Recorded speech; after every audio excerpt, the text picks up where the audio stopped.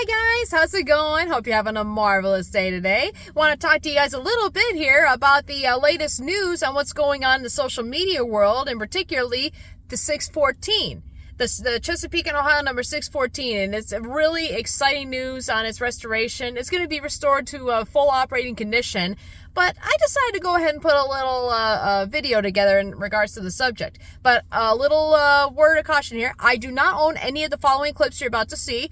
These were kind of all sent to me randomly, to be able to talk about. So I decided to just compile them together just to talk about the subject and use these to promote the restoration, and hopes to maybe that it will help generate some funding for the restoration efforts to the group. So please sit back, relax, enjoy, get yourself a cup of tea, of course, and just have fun, and let's talk about the 614. Meet a very special machine, Chesapeake and Ohio number 614, a 484 Northern or Greenbrier class, as it was known on the Chesapeake and Ohio, style locomotive, meaning it has 4 wheels in the front, 8 in the middle, 4 in the rear. She was built in 1948 by Lima Locomotive Works. Her type is known as a J3 class locomotive. This engine was known as a mixed traffic engine. It could haul freight and passengers very easily, but it was mostly designed to help out with the pulling of the freight trains. And this is no lightweight machine. She weighs over 865,000 pounds. That's with the tender included. After this engine's retirement in the 1950s, this engine was brought to a museum and put on display. And it was here that she met a legendary engineer by the name of Ross Rowland. He was in need of a good mainline service engine, as unfortunately his current engine that he had at the time, the number 2101, had suffered fire damage in a roundhouse when it had caught on fire. Once it was acquired, restoration work immediately began, and she ran all over the Chesapeake and Ohio, or CSX system, pulling the Chessie Safety Express. She became quite a hit on the line. But like most things, time has a way of changing things, and she was eventually put back on display at another museum. Many were worried that this engine would never run again. Well, all of that is about to change.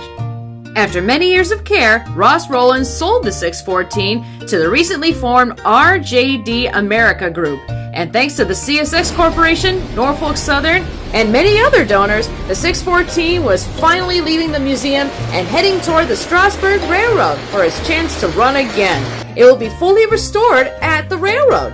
The big goal is to have the restoration completed by the second half of 2026. And let's just say this, once word got out that the 614 was on the move, people also came flocking all over, monitoring their scanners and trackside, just waiting for a chance to see this beauty roll on through. I mean, come on, how often do you see the 614 on the move? Let alone visit a railroad it's never been to before. And what a way to greet an engine, having the Strasburg's famous number 90 bring the engine all the way to the machine shops to begin the restoration. I mean, listen to that stack talk.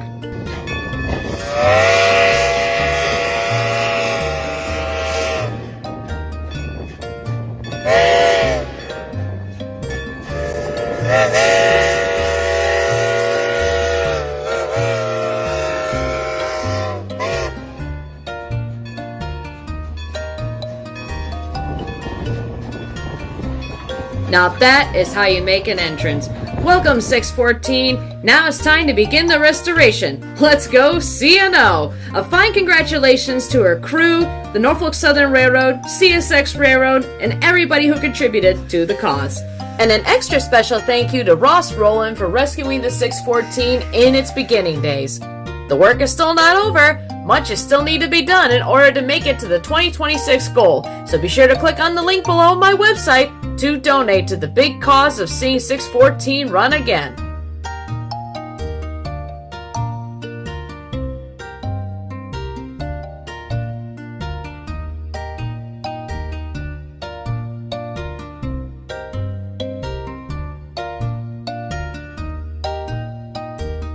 And there you have it, folks. How exciting. I have never seen the 614, let alone see it in operation. So to be able to have this opportunity it's an answer to a prayer. It is very exciting. But you know what? Just because the engine is now at Strasburg doesn't mean the worst is over.